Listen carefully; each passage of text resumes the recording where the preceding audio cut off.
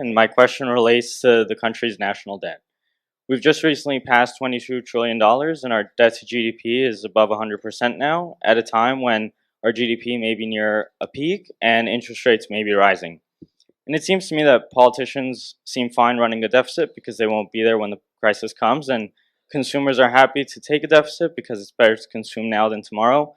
My question is, do you think that there's something we can do about this? And if so, what should be done?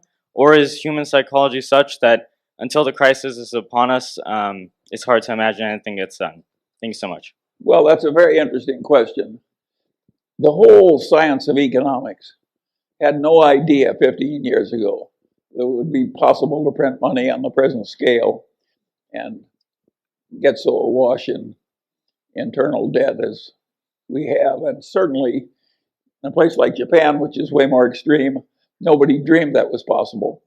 And the people who did dream it was possible, and they were few, they would not have predicted 20 years of stasis in spite of everything the Japanese did, which was very extreme.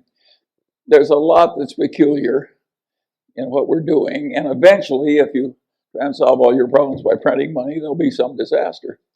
And when it's coming, and how bad it will be, nobody knows. Nobody dreamed 15 years ago we could do as much as we have now with this little bad consequence. And so Churchill used to say that Clement Attlee had a lot to be modest about. Well, that's the way I feel about the economics profession. They have a lot to be modest about. They thought they knew a lot that turned out not to be so. And there was a Greek philosopher that said, "No man steps in the same river twice." You know, the river is different the second time he comes in, and so is the man. And that's the way with economics. It's not like physics where the same damn principles are going to apply. You do the same damn thing at a different time and you get a different result. It's complicated. And of course you're raising a very important question.